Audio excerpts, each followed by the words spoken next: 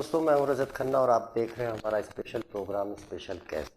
आज के हमारे जो स्पेशल गेस्ट हैं जानने को हासिल होगा आप कोटा मेडिकल कॉलेज के senior surgeon doctor Pradyumn Goyal.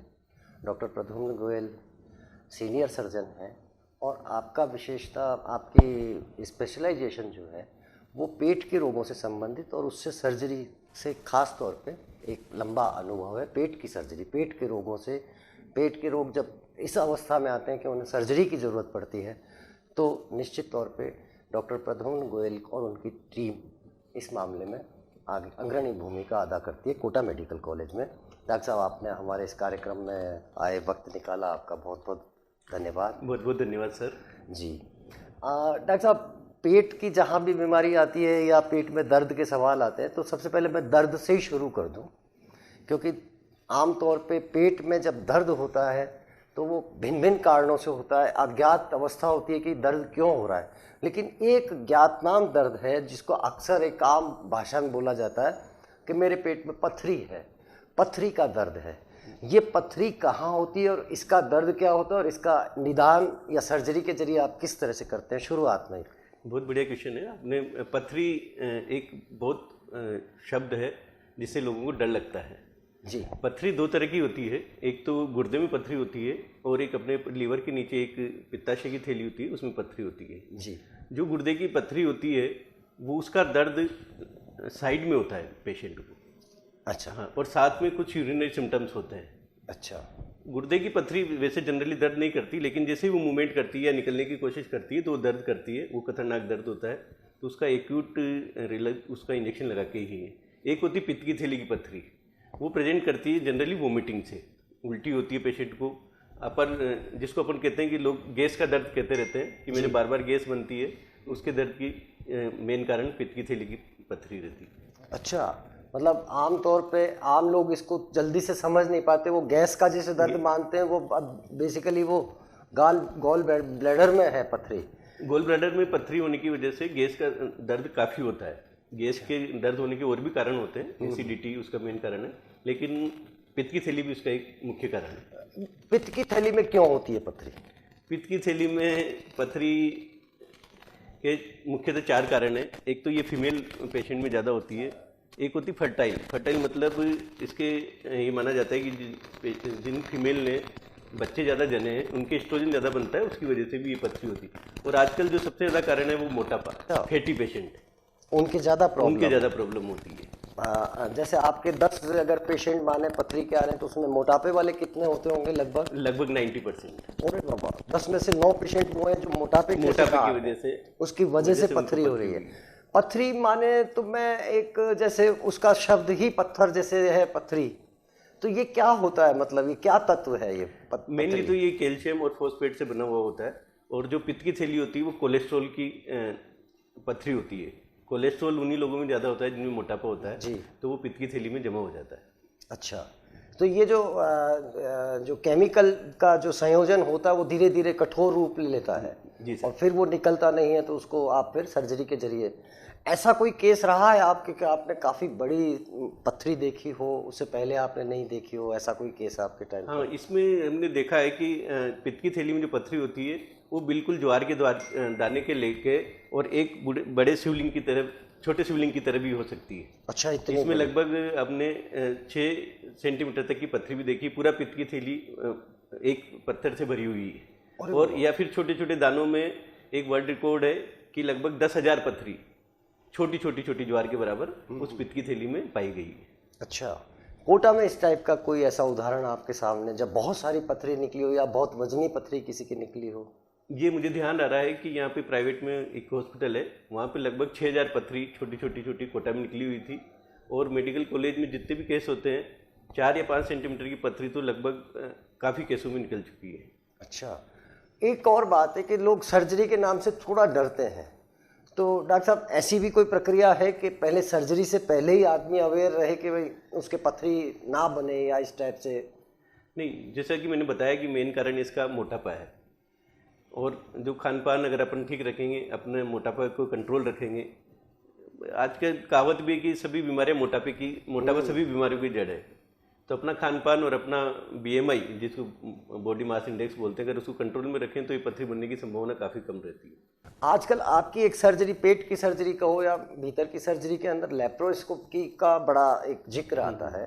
ये क्या टर्म है, मतलब ये क्या विज्ञान है, क्या ये बहुत होता है? बढ़िया आपने बताया है। लोग सर्जरी के नाम से डरते हैं, लेकिन आज की तारीख में सूक्ष्म छिद्र द्वारा, जिसको लेप्रोस्कोपिक सर्जरी या हिंदी में बोले तो दूरबीन सर्जरी बोलते हैं, दूरबीन सर्जरी, इसमें छोटे छोटे छेद के द्वारा उपकरण जाते हैं, सामने टीवी पर देखकर सर्जन ऑपरेट करता है, और उससे बड़ी बड़ी सर्जरी, इवन कैंसर की सर्जरी भी सूक्ष्म छिद्र के द्वारा की जा सकती है।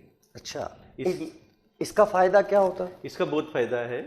सबसे बड़ा फायदा तो है कि पेशेंट का जो हॉस्पिटल स्टे है, पेशेंट को जब अपन ओपन सर्जरी करते तो अपन देखते थे कि पेशेंट 10-12 दिन तक हॉस्पिटल में एडमिट रहता था, इन्फेक्शन के चांस उसके बहुत ज़्यादा हो जाते थे जी, और अपने कोई भी कार्य से वो 1-1 महीने तक दूर रहना पड़ता था। जब से लेप्रोस्कोपिक सर्जरी आई है, इन चीज़ों में बहुत फ़ायदा होने लगा। एक तो हॉस्पिटल स्टे बहुत कम हो गया, और कॉस्मेटिकली छोटे छोटे छेद होने से पेशेंट को कॉस्मेटिकली एक्सेप्टेबल है, और इन्फेक्शन के चार्ज, जिनको बोलते थे कि सर्जिकल साइट इन्फेक्शन, वो काफ़ी कम हो गए। मतलब अब उसको चीरा लगा करके और उसको सिलना नहीं पड़ता लेप्रोस्कोपी? नहीं, इसमें माइन्यूट जरा सा मतलब जितनी डायग्राम की पथरी होगी उसी साइज का ही? नहीं, ये इसमें 2 तरह के पोर्ट बनते हैं, 10 mm के और 5 mm के। अच्छा। तो एक टाका उसमें लगता है, जैसे अपन बोलते हैं नसबंदी के आजकल जो ऑपरेशन होते हैं जिसमें 1 टाका लगता है, उसी तरह के एक टाका लगता है। 1 टाका ही लगता है। और आमतौर पे पेशेंट को कितने दिन आपकी उसमें ऑब्जर्वेशन में रहना पड़ता है डॉक्टर साहब, डॉक्टर्स की? नहीं, ऑपरेशन के बाद 24 घंटे बाद इन तरह के पेशेंट को डिस्चार्ज किया जा सकता है, आराम से घर चले जाते हैं। अब उनको इन्फेक्शन का वो वैसा खतरा नहीं रहता कि भाई जैसे पहले ओपन सर्जरी में 4 दिन आपको उस वार्ड में रहना है, फिर आपको उसमें जाना है, ऐसा नहीं है। तो ये तो काफ़ी समय बचाने वाली चीज़ है। लेकिन आमतौर पे कहते हैं काफ़ी खर्चीली पद्धति है और आम आदमी इसको अफोर्ड नहीं कर सकता। थोड़ा सा ये देखें, सरकारी अस्पताल में तो ये लेप्रोस्कोपिक सर्जरी निःशुल्क उपलब्ध है। आपने कोटा मेडिकल कॉलेज में फ्री है? कोटा मेडिकल कॉलेज में बिल्कुल निःशुल्क उपलब्ध। अगर प्राइवेट सेक्टर में देखें तो थोड़े से इसके इंस्ट्रूमेंट महंगे आते हैं, इसलिए सर्जरी महंगी दिख सकती है, लेकिन ओवरऑल अपन इसका कंक्लूजन निकालें तो ये सर्जरी महंगी नहीं है, क्योंकि एक तो पेशेंट का हॉस्पिटल स्टे कम हो जाता है, जल्दी वो काम पर लौट सकता है, और जैसे जैसे उपकरण आ रहे हैं, उपकरण बनाने में नई कंपनियां आ रही है, जैसे जैसे उपकरण सस्ते मिलने लगे, ये सर्जरी भी सस्ती होने लगी और अब गांव-गांव तक होने लगी। आपने अभी जिक्र किया मोटापे का, तो मैं एक जो टीवी के ऊपर हम बहुत सारे चैनलों पे देखते हैं कि कुछ लोग जो है वो अपना पेट हिलाते हैं और मतलब मोटापा कम करने के लिए विभिन्न तरीकों का इस्तेमाल करते हैं, और वो पेट हिला हिला के गोल गोल दिखाते हैं। तो अगर आम आदमी घर पे करता है तो कई बार ऐसा भी हो सकता है कि उसकी प्रॉब्लम आंतों में कुछ उलझन पैदा हो जाए, या ऐसा भी कोई केस सामने आया आपके कभी? नहीं, अति तो हर चीज़ की बुरी होती है। वो जो बताते, अगर योगा को उसको नाम दिया जाता है, अगर वो जानकार तरीके से किया जाए तो इस तरह की प्रॉब्लम तो नहीं आती, लेकिन अति हर चीज़ की बुरी होती है। नहीं, लेकिन कई बार इतनी कॉम्प्लिकेटेड चीज़ वो आम आदमी से करवाने की कोशिश होती है कि भाई खुद ऐसा लगता है कि यार ऐसा अगर किया जाएगा तो कहीं कोई मतलब कहीं गलत इसका असर ना जाए। हाँ, नहीं, अगर योगा को गलत तरीके से किया जाए, अगर उसका पोजीशन गलत है, कई बार पेशेंट को हर्निया होता है, हर्निया की एक बीमारी होती है जिसमें जगह हो जाती है, अगर उसमें ये पेट लगेगा तो वो हर्निया और ज़्यादा बढ़ जाएगा। अच्छा। तो मतलब ये चीज़ तो देखनी ही पड़ेगी कि अपन उस योगा को करने के लिए फिजिबल है कि नहीं है। डॉक्टर साहब, आपके इस पेट के मतलब जो सर्जरी के केसेस हैं, खाली गॉल ब्लैडर ही नहीं है बल्कि उसमें बड़ी आंत का भी कैंसर आता है, उसमें छोटी आंत का भी आता है, मतलब पेट के और बहुत सारे उदर रोगों में कई सारी सर्जरीज हैं। कहते हैं कि हमारे हड़ौती रीजन में कैंसर पेशेंट्स की संख्या नॉर्मली थोड़ी सी ज़्यादा है, तो क्या पेट के कैंसर भी हैं इसमें लोगों को? आंत के कैंसर, आमाशय का कैंसर? इसमें अपने आमाशय का तो नहीं, लेकिन अपने हाड़ौती रीजन में गुदा रोग, जिसे सीयर रेक्टम बोलते हैं, वो काफ़ी केस मिलते हैं। वो ज़्यादा है। उसका पाइल्स एक बीमारी तो उसको समझ के, जिसमें भी खून आता है, और जो सीयर रेक्टम है उसमें भी गुदा द्वार से खून आता है, तो लोग उसको पाइल समझकर इग्नोर करते रहते हैं जी, दिखाते नहीं सर्जन को, तो वो काफ़ी लेट प्रेजेंट करता है। पाइल्स को लेकर के तो वैसे भी हमारे समाज में बहुत सारी धारणाएं हैं। पहले तो लोग इसको छुपा के ही रखते हैं, जल्दी से तो वो ओपन करते ही नहीं है अपनी इस बीमारी को।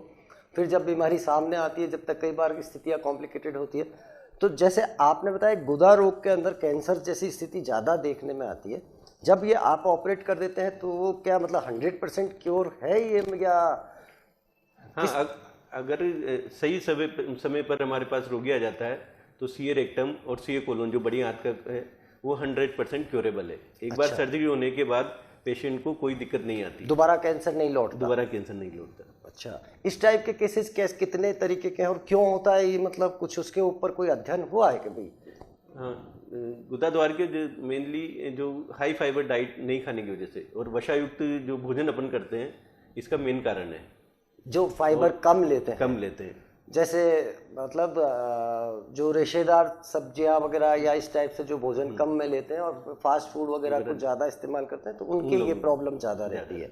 जी, एक चीज़ और कही जाती है, अब जब पाइल्स की बात आ रही है, पाइल्स के अंदर एक धारणा या लोगों के अंदर एक मनोवृत्ति या इस तरह की अफवाहें भी, मैं कहूँगा अफवाह ही कहूँगा, लोग ये मानते हैं कि भाई अगर उसने पाइल्स का ऑपरेशन करा लिया तो उसको बुढ़ापे में जाकर के एक ऐसी समस्या का सामना करना पड़ता है जब उसका प्रेशर बनता है तो उससे रहा नहीं जाता और मतलब जो उसका मल है वो डिस्चार्ज हो जाता है, उसको पता भी नहीं चलता। क्या ऐसा होता है?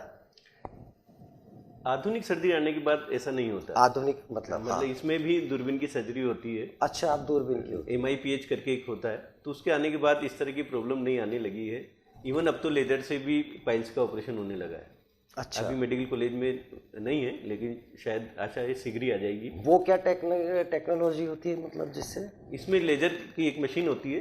पाइल्स एक तरह से अपनी खून की नसें फूल जाती है, वो ब्लीडिंग करने लग जाती है, तो उसमें लेजर डाल के उन नसों को सुखा दिया जाता है। अच्छा, अब मतलब घबराने की ऐसी जरूरत नहीं है? नहीं, अगर कोई पेशेंट है भी तो वो आराम से आपके पास आकर के अपनी सर्जरी करवा सकता है। जी जरूर। जी, और ख़ास तौर से मैं एक चीज़ और कि भाई छोटी आंत भी वहीं से शुरू हो जाती है शायद मुख द्वार से, उसके भी कई सारे पेशेंट्स हैं आपने आते छोटी हैं? आंत में कैंसर कम होता है, छोटी आंत में ऑब्स्ट्रक्शन जिसको कहते हैं कि आंतों में रुकावट आ गई, उस तरह के केस ज़्यादा मिलते हैं, वो भी दूरबीन से द्वारा किए जा सकते हैं।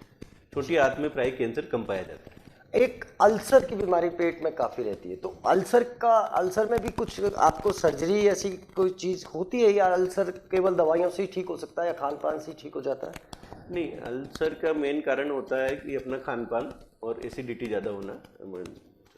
अगर इनिशियल तो हम अल्सर में ये बोलते हैं कि मेडिसिन और अपने खान पान से ही ठीक किया जाए, लेकिन अगर हायर स्टेज पे चला जाता है तो उसकी भी सर्जरी होती है। उसमें फिर क्या करते हैं आप लोग, वो हिस्सा निकाल देते हैं आंतों का? नहीं, उसमें वो हिस्सा नहीं निकालते, उसमें एक नर्व होती है, फ्रेंड नर्व, उसको बांध देते हैं ताकि उसकी जो एसिडिटी बनाने की क्षमता है वो कम हो जाती है। अच्छा, आप मतलब ये एक चिकित्सा विज्ञान में एक फैसिलिटी है कि अब आपकी अगर एसिडिटी ज़्यादा है तो उसको कम किया जा सकता है पेट के अंदर, पेट में मतलब अम्लीयता को आप कम कर सकते हैं। उसकी भी एक सर्जरी है, वो भी लेप्रोस्कोपी से हो सकती है? लेप्रोस्कोपी से हो सकती है। अच्छा, तो मतलब जिसके अगर बहुत मतलब बला की या बहुत कहिए कि तूफानी तरीके से जो गैस्ट्रिक ट्रबल रहती है जिनके, वो आपको अगर आकर के दिखाते तो उनका भी इलाज संभव है। और ये ऐसा भी होता है डॉक्टर साहब कि कई बार ये बाज़ारों में मिलने वाले जो ये चूर्ण वगैरह होते हैं या कई तरीके के पाउडर हैं अजीब अजीब से, जिनको कि कोई FSSAI या किसी ने भी उनको रिकॉग्नाइज नहीं कर रखा है, लोग वो खा लेते हैं और अपने खुद ही उपचार करने में लगे रहते हैं, उस वजह से भी प्रॉब्लम्स बढ़ रही हैं। ऐसा देखो, बिना आयुर्वेदिक अपना एक डिपार्टमेंट है, अगर वो वैद्य के मार्फत हो तो समझ में आता है। आजकल तो क्या है, जैसे व्हाट्सएप की दुनिया है ना, लोग इसके ऊपर कुछ भी पढ़ते हैं और कोई भी नुस्खा डाल देता है और फिर वो जाकर के पंसारी की दुकान पे वही नुस्खा लेकर के और खाना पीने लग जाता है और फिर बाद में वो कॉम्प्लिकेटेड होकर के आप तक आता है। ऐसे भी हैं पेशेंट। देखो, कहा जाता है कि बिना जानकारी लिए तो खाना भी नहीं खाना चाहिए, फिर ये तो आप दवाई के रूप में ले रहे हैं, तो अगर बिना जानकारी के आपने दवाई ली है तो निश्चित रूप से फायदा न करके नुकसान ही करेगी। अपने हिंदुस्तान में ये है कि कुछ भी चीज़ आप जो खा रहे हैं उसको सोच समझ कर खाएं। इवन जो अपन नॉर्मल खाना भी खाते हैं अपने घर पे अपनी मदर्स बनाती है, तो ये उसकी स्वच्छता और उसकी जो गुणवत्ता है उसको देखकर ही खाया जाता है, तो दवाई को तो लेना ही नहीं चाहिए इस तरह से बिना मतलब जानकार, या तो डॉक्टर्स की उसमें कस्टडी में लें या फिर आप किसी अच्छे वैद्य की सलाह पे ही जो काम करें, अच्छे वैद्य की सलाह पे ही करें।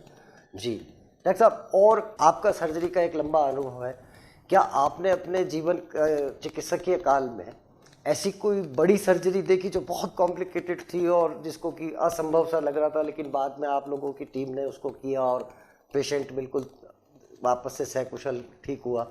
ग्रामीण क्षेत्रों से जो लोग आते हैं वो पेट का दर्द होता है एक ऑब्स्ट्रक्शन की वजह से। ऑब्स्ट्रक्शन में अपनी क्या होती है कि आंतें आपस में उलझ जाती है। शुरू में ये इनिशियल स्टेज पे पेशेंट को एक ही आंत का बलबेटा लगा हुआ था, अगर वो इनिशियल स्टेज पे आ जाए तो बहुत इजी सर्जरी होती है। लेकिन पेशेंट इस स्टेज पे हमारे पास कोटा मेडिकल कॉलेज में या कहीं हायर स्टेशन पे नहीं पहुंच पाता, वो लोकल वहीं दिखा लेता है, या फिर कोई जैसे कि आपने बताया कोई बाबा के चक्कर में आ जाता है, या फिर गाँवों में पेट सूखने वाले भी काफ़ी लोग मिलते हैं कि मैं इसे ठीक कर दूँगी। तो उस तरह के कॉम्प्लिकेटेड केस काफ़ी आते हैं। जब वो 3 से 4 दिन बाद हमारे पास आते हैं तो या तो आंत वो सड़ चुकी होती है, तो उस तरह के पेशेंट को बचाना काफ़ी मुश्किल होता है। लेकिन आधुनिक एनेस्थीसिया आने की वजह से कि बेहोशी की अच्छी दवाएं आ गई और हम पेशेंट को 2 से ढाई 3-4 घंटे तक भी बेहोश रख सकते हैं और उसको कोई नुकसान नहीं होता। तो इस तरह की सर्जरी भी अब अच्छी तरह से पॉसिबल होने लगी। सबसे ख़राब सर्जरी यही होती है कि आंत अंदर सड़ जाए, फिर उसको काट के वापस जोड़ा जाए जी। तो ये केस आते हैं, महीने में 3-4 केस इस तरह के मेडिकल कॉलेज में आ जाते हैं। ऐसा भी मानते हैं कि जैसे आते हो या आमाशय हो, उसका अगर कुछ हिस्सा भी अगर सही सलामत है तो वो वापस अपने पूर्व अवस्था में आ जाते हैं, बढ़ जाते हैं? नहीं, साइज में नहीं बढ़ते, केवल ये प्रवृत्ति केवल लीवर में होती है। केवल लीवर में आमाशय और आंतों में ये प्रवृत्ति नहीं होती। लेकिन ये है कि अगर वो हिस्सा निकाल दिया जाए तो ऐसा बहुत ज़्यादा फर्क नहीं पड़ता। अच्छा, आराम से मरीज अपना नियमित जीवन जी सकता है जी। और इस तरीके के मतलब जो है कहना चाहिए कि जो भ्रांतियां हैं उसको लेकर के आप क्या लोगों से, हमारे दर्शकों से कहना चाहेंगे? पेट की दर्द को लेकर के जिस तरीके की भ्रांतियां और घरों में बैठ के जिस तरीके का उपचार होता है, क्या वो सफल है या नहीं है? आप हमारे दर्शकों के अवेयरनेस के लिए आप क्या कहना चाहेंगे? नहीं, मैं सबसे पहले पेट के अलावा सबसे पहले सर्जरी के बारे में जो भ्रांति है उसके बारे में दूर करना चाहूँगा। लोग सर्जरी से बहुत डरते हैं, नाम से ही घबराते हैं। छोटी सी भी अगर कहीं गिठान है तो वो कैंसर का रूप भी हो सकता है, तो लोग उसको छुपाते रहते हैं। खासकर महिलाएं, जो महिलाओं के एक तो ब्रेस्ट में कैंसर होता है और गर्भाशय में जो कैंसर होता है उसमें महिलाएं या तो शर्म के मारे नहीं बताती। तो ये सब चीज़ें अगर इनिशियल स्टेज पे और आप सही जगह पहुंच जाए तो 100% ये क्योरेबल है, मतलब उपचार है। मतलब इसके बाद हमने देखा है कि ब्रेस्ट कैंसर का ऑपरेशन होने के बाद महिलाएं 25-30 साल आराम से ज़िंदगी जी सकती है। तो पेट के रोग की जगह अगर सर्जरी की भ्रांतियाँ दूर हो जाए तो ये, और सर्जरी सही समय पर और सही सर्जन के द्वारा किया जाए तो निश्चित रूप से पेशेंट को लाभ होता है। तो सर्जरी से डरना नहीं चाहिए और मेडिकल कॉलेज लेवल पे या जहाँ भी अच्छे सर्जन अवेलेबल है वहाँ पर पेशेंट को दिखाना चाहिए।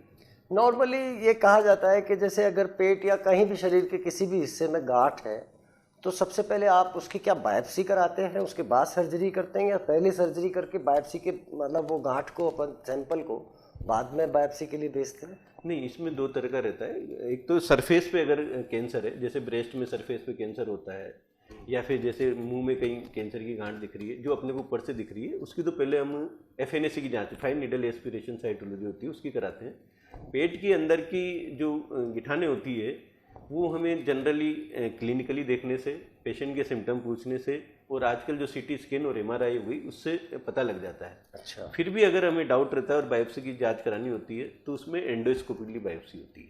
अच्छा। पर वो उसकी ज़रूरत काफ़ी कम पड़ती है। और वो तो जो सरफेस पे गिठाने हैं और सरफेस का जैसे जहाँ एसेसेबल है, जैसे रेक्टम में होता है वहाँ पे हमारे एसेसेबल की हम FNAC और बायोप्सी लेने हैं तो उसका पहले लेते हैं, और जहाँ पर एसेसेबल नहीं है उसका हम CT स्कैन और क्लिनिकल सिम्टम से पता लगाते हैं। और बायोप्सी तो सभी गिठान की, चाहे बोली पहले कैंसर से प्रूव है या नहीं है तो भी उसकी अपन बायोप्सी की जांच कराते हैं।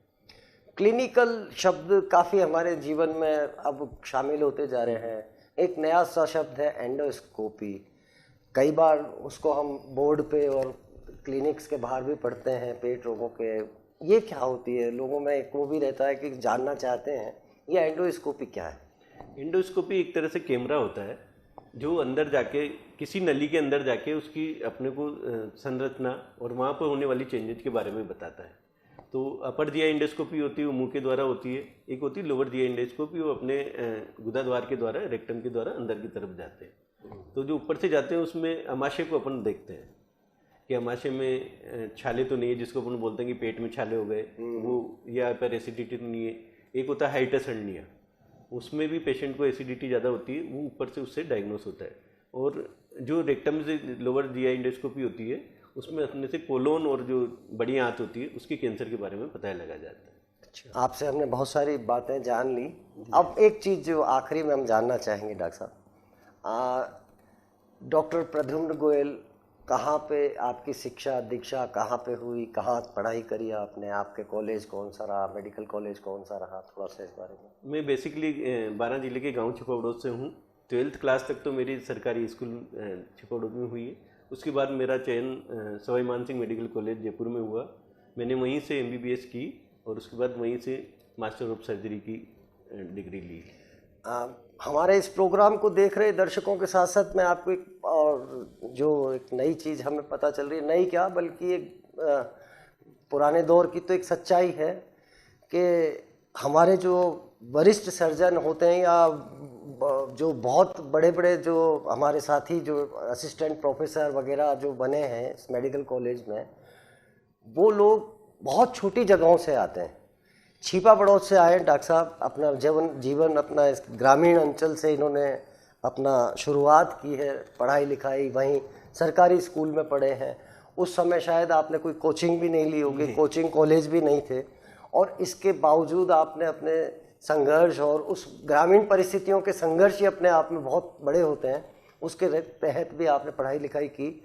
तो ये बात उन लोगों के लिए मैं विशेष रूप से कह रहा हूँ जो बच्चे देख रहे हों, बड़े छोटी सी जगहों पे रह के भी लोग संघर्ष करते हैं और अपना जीवन कैसे आगे बढ़ाते हैं, कैसे वो डॉक्टर इंजीनियर बनते हैं। हमारे सामने उदाहरण मौजूद है। आपसे शिक्षा लेने वाली बात है कि आप एक छिपा बड़ौद जैसी छोटी सी जगह से आप निकल करके आते हैं और आज कोटा मेडिकल कॉलेज में आप एक नाम अपना रखते हैं, आप अपनी पहचान रखते हैं। आपने अपना वक्त दिया डॉक्टर साहब, बहुत बहुत शुक्रिया, बहुत बहुत धन्यवाद। बहुत बहुत शुक्रिया।